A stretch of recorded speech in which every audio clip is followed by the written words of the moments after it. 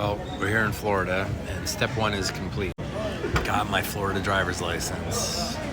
Covered up the personally identifiable information. This is key. So this was also a pain in the ass to get. And I need to warn you guys about this. If you are getting a license in Florida, they just changed the law. Of course, 2 weeks ago, right before we got here, you need to have several pieces of documentation, and they have to all be, I guess the law changed on October 1st, so that you have to have all the documentation. It got much stricter. All the documentation has to be from within, I believe, 30 days from the date you're applying, so you can't bring anything like 60, 90 days or whatever, and they've gotten very strict about what they're accepting as far as documentation. Oh, as a quick aside, I'm sitting here celebrating while my wife's in there going through the process herself with some Cuban food. Gotta do it while you're here. So good. You cannot get these rice and beans in France. Anyhow, what an S show. So on the website, it says what's valid for documentation to present to the DMV in Florida. And amongst the things it says is like a cell phone bill, which we have Google Fi in the United States. So that is not a printed, that's not a bill they print and send you in the mail. There isn't even a PDF. You have to go print it on, and it doesn't look super official. I mean, it's got the Google logo and whatever. It doesn't look great, but it is what it is. That's all they have. And the woman poo-pooed that for both of us. She said that won't work. So they pre-screen you in the first line to come in. So we waited an hour in that line to get a number to then go into the main area. But you have to make it through the pre-screening area where they vet that you have what you need to go in. Well, they said that bill's not going to work. And they also didn't like the rental agreement. They didn't like our rental agreement because they said it was month to month, and they didn't like that. So they said it needed to be, her supervisor said it needed to be like a lease agreement. We were just like, what? So luckily I was able to get in. I squeaked by. They denied my wife the first time based on the Google Fi cell phone bill being too casual looking, or I don't know what the hell they were saying. Doesn't work, not gonna work, they're not gonna accept that inside. Okay, but luckily I had two other things that did work. So they let me in because I had at least two. So then I went in, my wife was pissed, I was pissed, but she's like, well, at least go get yours. So I went in, and the thing that they said that they would accept, they didn't accept. The thing that they said they wouldn't accept, which is the Google Fi bill, they did accept. So my wife should have been able to get in based on that logic. And why they didn't accept this other thing, which was like an insurance document, I will never know.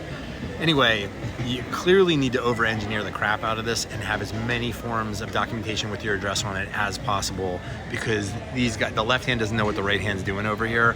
And we're in Miami, by the way, in case I didn't say that in the beginning of the video. So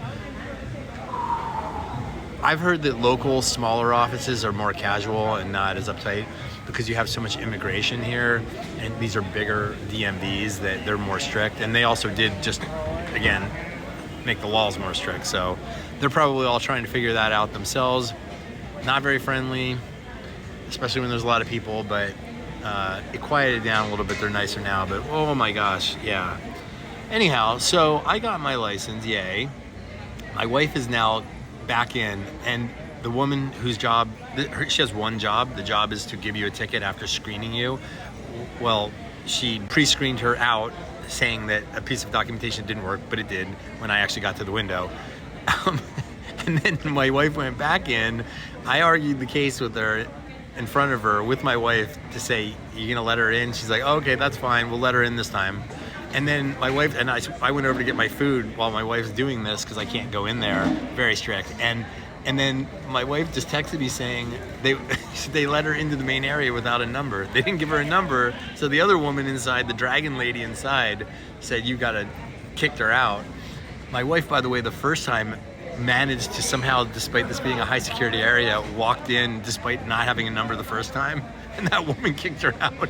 And then the second time she went in, and she should have had a number because she qualifies, and they didn't give her a number. You had one job. Oh my God. Anyway, all of this to say that if you're going to go to anywhere in Florida, especially Miami, to a DMV, and you have to have proof of your address, you better have, bring as many as you possibly can. Like they say 2, bring 4, bring 5, and use the list on the website and know that they might give you crap about it anyway. Just over-engineer the crap out of it.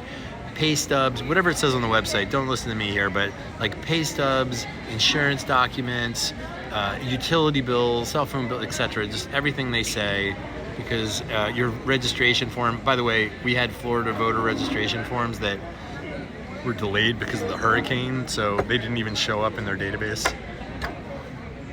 Fun. The good news is I have it, and the reason that that's critical to have is because the date of this has to be before we register for the visa tomorrow with VFS Global, or officially. Well, we've already officially applied, but I guess the date that they process it at VFS Global, maybe. And then there's other information online that totally contradicts this. Everybody's contradicting themselves. A VA that I know that helps people who are expats, she's in France, who does this all the time and has tons of experience, is telling me that it's the date that we go to the VFS office. Other things online are saying it's the date we actually applied for the visa. Other things online are saying it's the date that we not even show up for the visa, like the first date of the entry in France, but when we present ourselves to OFI, which is a whole nother thing, to validate the visa, which is a date even later than the beginning of the visa period. So, guys, like, this shit is just a nightmare. And that's why I make this content, is so that I can share, your mileage will definitely likely vary in all these things, whether it's Florida or France, but we have to all share this information because, man, the struggle's real out there. Good luck.